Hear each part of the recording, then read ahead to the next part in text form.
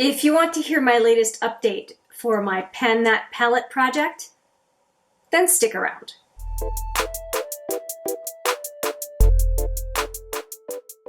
Hi there, it's Hélène and welcome back, or if it's your first time, welcome to HMM Makeup or Makeup. I am talking Pan That palette today. I think that this is one of the most exciting types of videos on beauty YouTube because of the fact that it is showing using up of products, which I would argue is something that we don't see enough of on beauty YouTube, and I love the fact that I can dip my toe in and produce some of that content myself. So there are three palettes, and there are three palettes that I'm going to talk about, thanks in great part to you, my viewers, because you have voted on palettes that I am panning on this channel. And so I would like to go from least used to most used in this update. And I'm pretty happy, actually, with where I'm at. And there's gonna be some big change this year. Big change, it's coming. If you've been following, you know what those changes are, but let me just go right from the, like I said, least to most use. This palette, the Basic B by MAC, I have not used. I used the highlighter, I think, twice, because it has a very nice highlighter in the palette that can also be used as an eyeshadow, of course.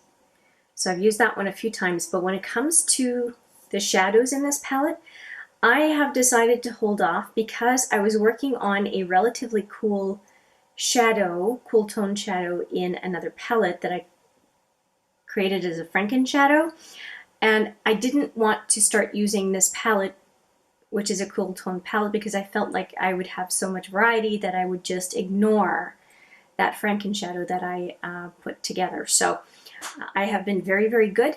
I have left this palette alone, and it is currently sitting at 132.7, and I'll probably start using it in a month or so when I'm done. No, I'm going to say 2 months. 2 months when I am done with the cool tone shadow that I have in the other palette. So let's talk about that. You're going to talk about that palette right away? No, we're going to go to the Metal Matte. Let's go to that one. I need to keep the best for last, right? So this is the Metal Matte from KVD Vegan Beauty. Of course, you can see it, Metal Matte, on the writing. I mean, KVD, the artist, I'm not talking about the makeup brand,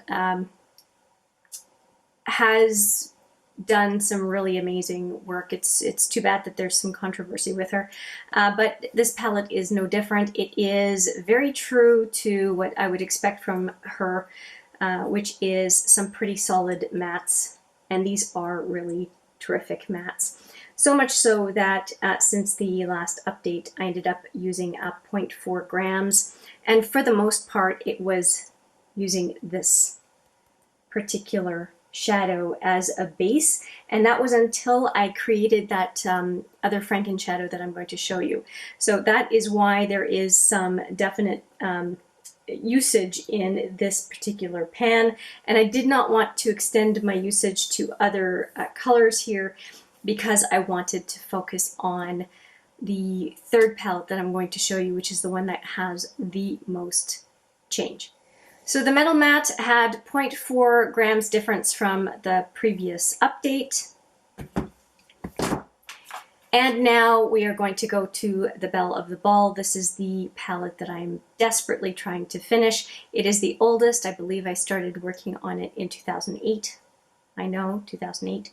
Now I did refill this palette, so it went crashing and burning afterwards, but I have definitely enjoyed the structure of this palette.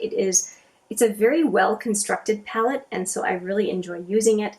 And this is what I have left in it. Very, very little here left. This is the Franken shadow I was talking about. It's the mixture of two leftovers of shadows from other pans.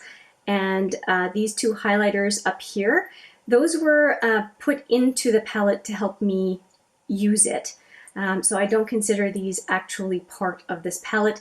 All I'm trying to finish is this one, and I will rehome these two probably into one pan somewhere else. So I'm just trying to finish this, and I'm going to call it a day on this Smashbox Matte Exposure, because those will be the last two remaining original shadows. In this one, I ended up repressing before last update, or it was right after the update. I was just annoyed and wanted to repress it, and I'll put it on the screen what it looked like before I started using it again. And I made a huge dent in what was left. And this is my go-to every single day, and all of these I am wearing on my eyes today. It makes a very pretty, useful look. I could wear this look anywhere, I think. I mean, it's pretty eye friendly and complexion friendly. So I'm really enjoying this Franken shadow that I managed to put together. And I also really enjoy the Blackberry, which is this color, in my brows, on my lower lash line, and as a deepener on the outer lid, outer crease. Those are colors made for me. I feel like this, whatever's left in the palette, is not a chore to use. I just happen to go into this palette every single day, unless I'm doing first impressions or doing some sort of work with another eyeshadow palette. Now, I will say that it is getting quite monotonous to use this palette, and I won't be sad when the last of the shadows that were native to this palette, meaning the Franken shadow that's the mauve and then the brown, called Blackberry, I won't be sad that they're gone, because I've been using those shadows for literally years now, trying to pan this palette. There was a lot of product in here, and I also do like using other shadows. So I'm going to say 3 more months, just because of the size of this sucker. There's a lot of shadow in here, and you know, days I need to wear other things. I can't always have a mauve base look. It's too much. So I think I've spoken enough about this palette. I do want to say though that it has gone down 0.4 grams since the last update, which I think is really great. That's a half to a third, depending on what you consider a full eyeshadow. A half to a third of a full eyeshadow within a month, less than a month actually, since the last update. I'm not unhappy about that. There really won't be an update on the Metal Matte, and there won't be an update on the Basic B from MAC in the next month, because this is really the one that I'm focusing on. I really want to get rid of what's left. I predict that there will be none of this one left in the next update, and I will be clearly well past the halfway point on the highlighter at the next update. I really do want to get through more of those, although the highlighter is not a dependency on finishing this palette, because, as I said, it was an addition to the palette that I don't consider germane to this palette. I think I've talked enough. Talked enough. Let's take a look at the progress pictures, and I'll wrap it up at the end.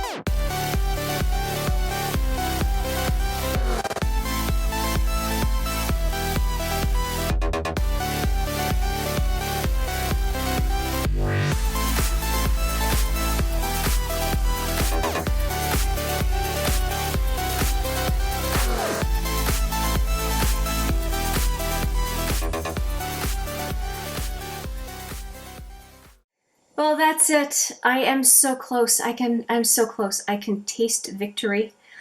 This palette has been with me for ages, a long time. For fun, I think that I will put a link to all of my Pan That Palette updates since I started.